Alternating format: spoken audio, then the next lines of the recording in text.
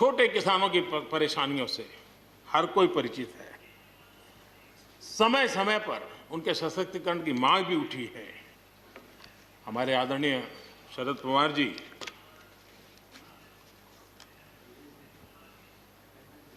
और कांग्रेस के भी हर किसी ने, हर सरकार ने कृषि सुधारों की वकालत की है। कोई पीछे नहीं है, क्योंकि हर एक को लगता है कर पाए नहीं कर पाए अलग बात है, लेकिन ये होना चाहिए, ये बात हर एक की निकली हुई है। और आज नहीं, जब भी जो जहाँ थे सबने की हुई है। और शरद राव जी ने तो अभी एक बयान भी दिया कि भाई मैं सुधारों के पक्ष में हूँ। ठीक है, पद्धति के संबंध में उनके मन में सवाल है, लेकिन सुधारों का विरोध नहीं किया है। और इसलिए मैं समझता हूं कि हमें इस विषय में हमारे साथी श्रीमान सिंधिया जी ने बहुत ही अच्छे ढंग से कई पहलुओं पर इस कानून को लेकर के यहाँ पर ये सारी बातें पिछले 2 दशक से लगातार चल रही है, हर फोरम में चली है। ऐसा नहीं है कि कोई हमारे आने के बाद हर ने कहा है और हर एक को लगा कि अब समय आ गया, हो जाए, अब समय आ गया। ये ठीक है, फुट स्टॉप कॉमा कोई इधर उधर हो सकता है, कोई ये दावा नहीं कर सकता है कि भाई हमारे समय की सोच बहुत ही बढ़िया थी। मैं भी दावा नहीं कर सकता हूं कि हमारे समय की सोच बढ़िया है, 10 साल के बाद कोई नई सोच आ ही नहीं सकती। ऐसा नहीं होता है जी। ये समाज जीवन परिवर्तनशील होता है। आज के समय हमें जो ठीक लगा, चलो चले, आगे सुधार करेंगे, नई चीजों को जोड़ेंगे। यही तो प्रगति का रास्ता होता है जी। रुकावटें डालने से प्रगति कहां होती है जी। और इसलिए, लेकिन मैं हैरान हूं, अचानक यू टर्न ले लिया भाई, ऐसा क्यों किया? ठीक है, आप आंदोलन के मुद्दों को लेकर के इस सरकार को घेर लेते हैं, लेकिन साथ साथ किसानों को भी कहते हैं कि भाई बदलाव बहुत जरूरी है, बहुत साल हो गए, अब नई चीजों को लेना पड़ेगा, तो देश आगे बढ़ता है। लेकिन अब मुझे लगता है कि राजनीति इतनी हावी हो जाती है कि अपने ही विचार छूट जाते हैं। लेकिन जो ये सब कर रहे हैं अच्छा है। आदरणीय डॉक्टर मनमोहन सिंह जी यहाँ मौजूद है, मैं उन्हीं का एक कोट आज बहुत पढ़ना चाहता हूँ। हो सकता है जो यू टर्न कर रहे हैं वो मेरी बात माने या न माने, मनमोहन सिंह जी की तो बात जरूर मानेंगे। There are other rigidities because of the whole marketing regime set up in the 1930s, which prevent our farmers from selling their produce where they get the highest rate of return. It is our intention to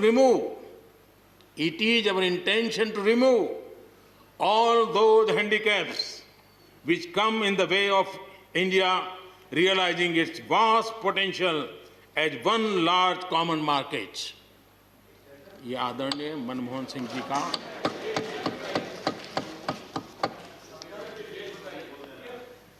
आदरणीय मनमोहन सिंह जी ने किसान को उपज बेचने की आज़ादी दिलाने, भारत को एक कृषि बाजार दिलाने के संबंध में अपना इरादा व्यक्त किया था और वो काम हम कर रहे हैं। और मुझे आप लोगों को गर्व होना चाहिए कि देखिए मनमोहन सिंह जी ने कहा था वो मोदी को करना पड़ रहा है, गर्व कीजिए।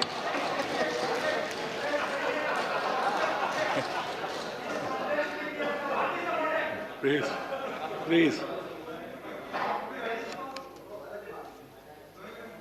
और मजा ये है कि जो लोग पॉलिटिकल बयानबाजी करते हैं उछल उछल करके, उनके राज्यों में भी जब उनको मौका मिला है, इसी में से आधा अधूरा कुछ न कुछ किया ही किया है हर किसी ने। यहाँ जो विरोध में दल है उनकी भी जहाँ सरकारें हैं वहाँ आधा अधूरा कुछ न कुछ तो किया ही है, क्योंकि उनको भी मालूम है रास्ते का रास्ता तो यही है। और मैंने देखा इस चर्चा में लॉ का जो स्पिरिट है उस पर किसी की चर्चा नहीं हुई है। शिकायत दिया गया तरीका ठीक नहीं था, जल्दी कर दिया, इसको नहीं पूछा, ये रहता है। वो तो परिवार में शादी होती है तो भी फूफी नाराज होकर के कहती है मुझे कहाँ बुलाया, वो तो रहता है। इतना बड़ा बड़ा परिवार है तो रहता ही है।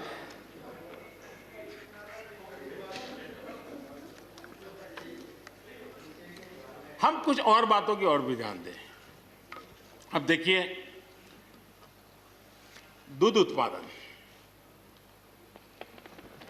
किसी बंधनों में बंधा हुआ नहीं है, न पशुपालक बंधनों में बंधा हुआ है, न दूध बंधनों में बंधा हुआ। लेकिन मजा देखिए, दूध के क्षेत्र में या तो प्राइवेट या कोऑपरेटिव, दोनों ने एक ऐसी बड़ी मजबूत चेन बनाई है, दोनों मिलकर के इस काम को कर रहे हैं और एक बेहतरीन सप्लाई चेन हमारे देश में बनी है। इसको हमने जो अच्छा है उसको, और ये मेरे काल में नहीं बना है, आप भी इसका गर्व कर सकते हैं, मेरे काल से पहले बना हुआ है, हमें गर्व करना चाहिए। फल सब्जी से जुड़े व्यवसाय में ज्यादातर बाजारों का सीधा संपर्क रहता है, बाजारों की दखल हट गई है, इसका लाभ मिल रहा है। क्या डेयरी वाले, फल सब्जी खरीदने वाले उद्यमी, पशुपालकों की किसान, क्या जमीन पर कब्जा हो जाता है उनका? पशुपालन पर, पशु पे कब्जा हो जाता है? नहीं होता, दूध बिकता है, पशु नहीं बिकता है जी। हमारे देश में डेयरी उद्योग का योगदान कृषि अर्थव्यवस्था के कुल मूल्य में 28% से भी ज्यादा है। यानी इतना बड़ा हम एग्रीकल्चर की चर्चाएं करते हैं, इस पहलू को हम भूल जाते हैं। 28% कंट्रीब्यूशन है और करीब करीब 8 लाख करोड़ रुपयों का कारोबार है। जितने रुपये का दूध होता है उसका मूल्य अनाज और दाल दोनों मिला ले तो उससे ज्यादा है। हम कभी इस तरफ देखते ही नहीं है। पशुपालकों को पूरी आजादी, अनाज और दाल पैदा करने वाले छोटे और सीमांत किसानों को जैसे पशुपालक को आजादी मिली है, इनको आजादी क्यों नहीं मिलनी चाहिए? और इन सवालों के जवाब हम ढूंढेंगे तो हम सही रास्ते पर चलेंगे। आदरणीय सभापति जी, ये बात सही है, जैसा हम लोगों की स्वभाव रहा है, घर में भी थोड़ा सा भी परिवर्तन करना हो तो घर में भी एक तनाव शुरू है। चेहरे यहाँ क्यों रखी, टेबल यहाँ क्यों रखा, घर में भी होता है। इतना बड़ा देश है और जिस प्रकार की परंपराओं से हम पले बढ़े हैं, तो ये मैं स्वाभाविक मानता हूँ। जब भी कोई नई चीज़ आती है तो थोड़ा बहुत रहता ही हमारे यहाँ, क्योंकि असमंजस की स्थिति भी रहती है। लेकिन जरा वो दिन याद कीजिए जब हरित क्रांति की बातें होती थी। हरित क्रांति के समय जो कृषि सुधार हुए, तब भी जो आशंकाएं हुई, जो आंदोलन हुए, ये वेल डॉक्यूमेंटेड है और ये देखने जैसा है। कृषि सुधार के लिए सख्त फैसले लेने के उस दौर में शास्त्री जी का हाल ये था कि अपने साथियों में से कोई कृषि मंत्री बनने को तैयार नहीं होता था, क्योंकि लगता था कि ऐसा है हाथ जल जाएंगे और किसान नाराज हो जाएंगे तो मेरी तो राजनीति समाप्त हो जाएगी। ये शास्त्री जी के समय की घटनाएं हैं। और अंत में शास्त्री जी को सी सुब्रमण्यम जी को कृषि मंत्री बनाना पड़ा था और उन्होंने रिफॉर्म्स की बातें की। योजना आयोग ने भी उसका विरोध किया था। मजा देखिए, योजना आयोग ने भी विरोध किया था। वित्त मंत्रालय सहित पूरी कैबिनेट के अंदर भी विरोध का स्वर उठा था। लेकिन देश की भलाई के लिए शास्त्री जी आगे बढ़े और लेफ्ट पार्टी जो आज भाषा बोलते हैं ना, वही उस समय बोलते थे। वो यही कहते हैं, अमेरिका के इशारे पर शास्त्री जी ये कर रहे हैं, अमेरिका के इशारे पर कांग्रेस ये कर रही है। सारा जितना आज मेरे खाते में जमा है ना, वो पहले आपके यहाँ बैंक में अकाउंट में था। सब कुछ अमेरिका के एजेंट कह दिया जाता था हमारे नेता, कांग्रेस के नेताओं को। ये सब कुछ लेफ्ट वाले जो आज भाषा बोलते हैं, वो उस समय भी उन्होंने यही भाषा बोली थी। कृषि सुधारों को छोटे किसानों को बर्बाद करने वाला बताया गया था। देश भर में हजारों प्रदर्शन आयोजित हुए थे, बड़ा मूवमेंट चला था।